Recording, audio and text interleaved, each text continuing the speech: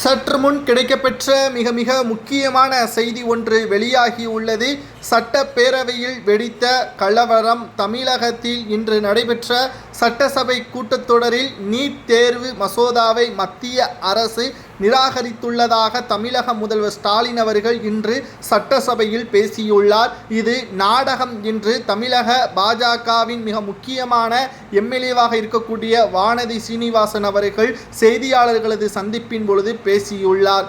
தமிழகத்தில் இருந்து அனுப்பி வைக்கப்பட்ட திமுக மற்றும் திமுகவின் கூட்டணி கட்சியின் எம்பிக்கள் மக்களவைக்கு சென்று நீட்டை பற்றியான எந்த ஒரு பேச்சையும் பேசாமல் ஸ்டாலின் வாழ்க, கோபாலபுரம் வாழ்க, உதயநிதி வாழ்க, இன்பநிதி வாழ்க என்று முழக்கமிட்டு அங்கு கிடைக்கக்கூடிய பாதி விலையில் போண்டா பச்சிகளை சாப்பிட்டு கேண்டீனில் அரட்டை அடித்து கொண்டிருக்கிறார்கள். ஆனால் தமிழக சட்டசபையில் இவர்கள் மக்களையும் சிறுபான்மையினர்களையும் மாணவர்களையும் கவரும் விதமாக நீட்டை நாங்கள் ஒழிப்போம், மசோதாவை மீண்டும் நாங்கள் அமல்படுத்துவோம், வருகின்ற 9ஆம் தேதி அனைத்து கட்சி தலைவர்களது கூட்டம் நடைபெறும் என்று முதல்வர் ஸ்டாலின் அவர்கள் கூறியுள்ளார்.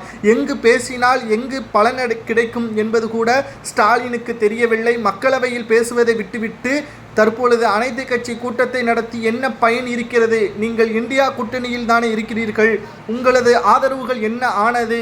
தேவையில்லாமல் அங்கு சென்று பிரச்சனைகளை இழுத்து மிகப்பெரிய அளவில் வெளிநடப்பு செய்து போராட்டத்தை நடத்தினால் என்ன பயன்?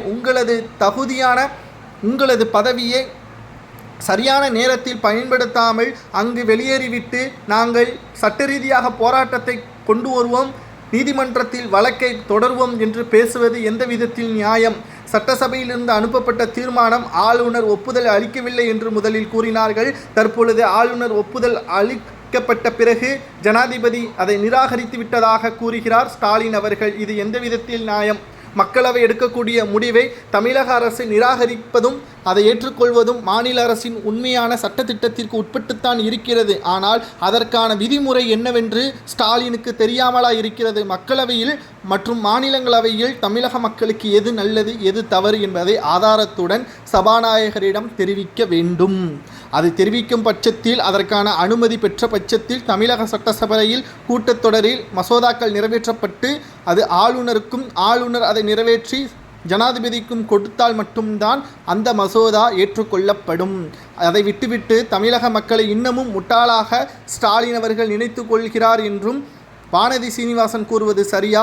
நீட்டை வைத்து மீண்டும் 2026இல் ஆட்சியை பிடிக்கலாம் என்பதற்காகவே கடைசி நேரத்தில் இன்னும் 13 மாதங்கள் இருக்கக்கூடிய நிலையில் மீண்டும் நீட்டை பற்றியான பிரச்சனையை மாணவர்களுக்கிடையே போராட்டத்தை வெடிக்கும் விதமாக செயல்படுகிறார்.